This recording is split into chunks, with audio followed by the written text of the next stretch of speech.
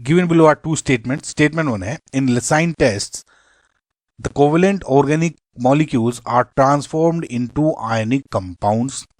Second है, the sodium fusion extract of an organic compound having nitrogen and sulfur gives Prussian blue with FeSO4 and this, है ना. Now first statement देखो तो basically देखिए जो Lassaigne test है is used to detect कौन कौन से element, nitrogen, sulphur, chlorine, bromine, iodine, ये तीनों हेलोजन्स हो गए. नाइट्रोजन, सल्फर, ये तीन halogen plus phosphorus.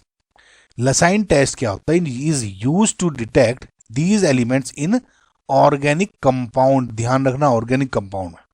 Now Lassaigne test में क्या होता है, हम इस लसाइन टेस्ट को ही क्यों यूज करते हैं इनको आइडेंटिफाई करने के लिए इन ऑर्गेनिक कंपाउंड, इज बिकॉज जो दूसरे नॉर्मल केमिकल टेस्ट होते हैं they can not detect these covalent bonded elements.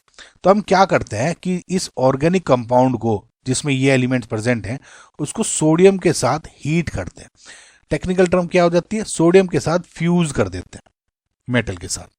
तो क्या होता है कि जो एक कोवेलेंट बॉन्ड है बिटवीन दी ऑर्गेनिक कंपाउंड के जो अलग मेटल है और इनके जो एलिमेंट्स हैं ये कन्वर्ट हो जाता है covalent bond into ionic form and then it is basically detected easily, है ना. तो ये लसाइन टेस्ट हो जाता है बेसिकली. और जो ये आपका आयनिक फॉर्म होती है दिस इज वाटर सोल्यूबल. तो इस बात को जरूर याद रखना, कभी कभी पूछा जा सकता है. तो अगेन स्टेटमेंट 1 आपका इससे ट्रू हो गया. नाउ स्टेटमेंट 2 क्या हो गया, इन्होंने कहा कि ये जो नाइट्रोजन सल्फर का है वो प्रूशियन ब्लू रहता है इसके साथ रिएक्शन करने में.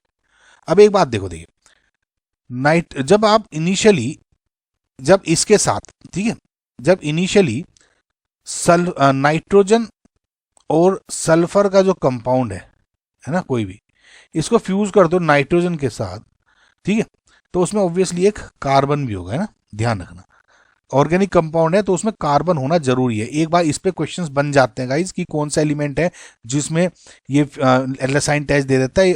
पहले आया हुआ है जिसमें उन सब में किसी में कार्बन नहीं था, एक में कार्बन था और कार्बन नाइट्रोजन सल्फर ये मिलके जरूर प्रेजेंस जरूरी है ना. तो CnS अगर ये सोडियम के साथ फ्यूज करते हो तो ये बना देता है आपका NaSCN.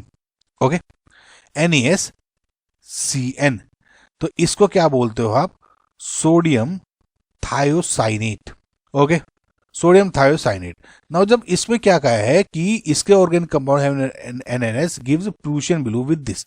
अब जब इसको NaSCN को आप FeSO4 और FeCl3 के साथ रिएक्शन करते हो, ठीक है, यानी ferrous sulphate and ferric chloride के साथ जब रिएक्ट करते हो उसके बाद तब आपका प्रूशियन ब्लू कलर बनता है.